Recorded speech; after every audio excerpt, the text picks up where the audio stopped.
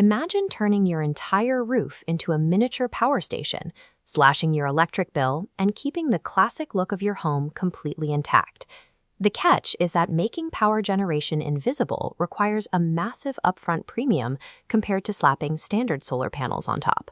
So are the lower efficiency rates and extended payback periods actually worth the cosmetic upgrade? The answer depends entirely on which of these three camps you fall into: a homeowner restricted by strict local planning laws, someone who already needs to replace an aging roof, or an ROI maximalist chasing the best possible return. Because these systems prioritize aesthetics over pure output, treating them like a standard energy investment without understanding your specific house is a fast track to financial regret.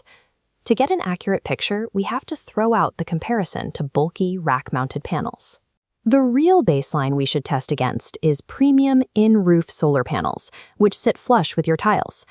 Plotting these on a chart measuring visual impact against capital cost, standard and flush in-roof panels sit in the low to medium cost bracket, but dominate visually. Moving down to large format solar tiles lowers the visual footprint significantly, but the price takes a sharp jump.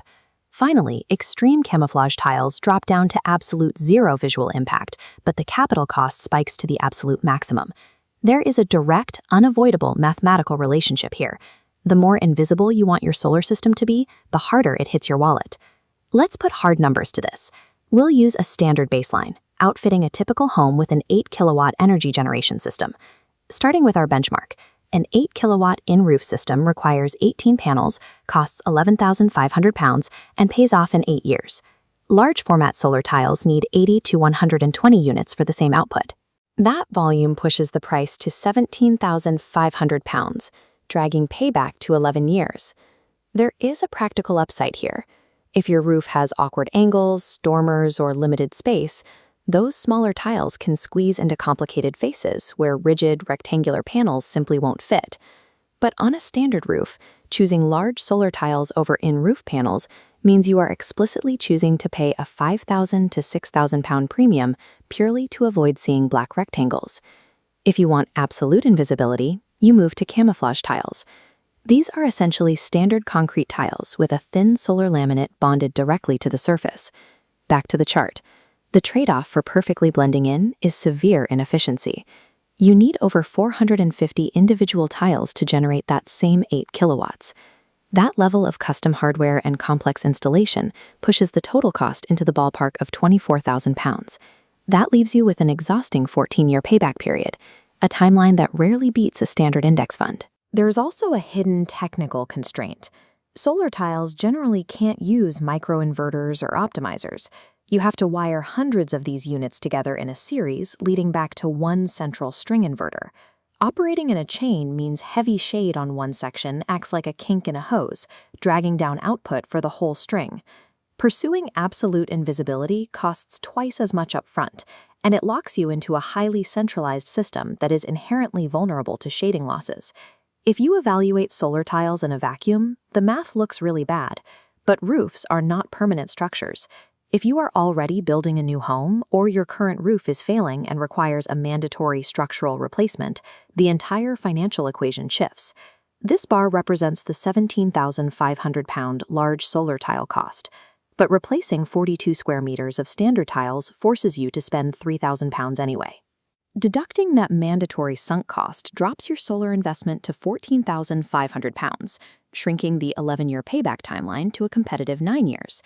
Now, compare that 9-year return against the 8-year return of standard in-roof panels. That £5,000 premium we talked about earlier has nearly vanished.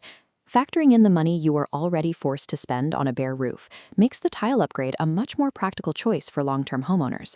Ignore the marketing brochures. Deciding if solar tiles are right for your property comes down to a strict situational logic tree. Question 1. Do you live in a strict conservation area or a listed historical building? If the answer is yes, local planners will likely reject standard panels. Extreme camouflage tiles are probably your only legally permitted option to generate your own power. If no, ask yourself question 2. Are you actively building a new home or stripping off an old failing roof? Your home's legal restrictions and current structural health dictate your solar options far more than peak efficiency data ever will. If you have a perfectly healthy existing roof and you just want to retrofit it with solar to save money, don't use tiles. Tearing up a good roof forces you to absorb the maximum capital cost of the system. Compared to simply installing in-roof panels, it is a statistically poor financial decision. But if you are in that new build or re-roofing cohort, large format solar tiles become an incredibly viable option.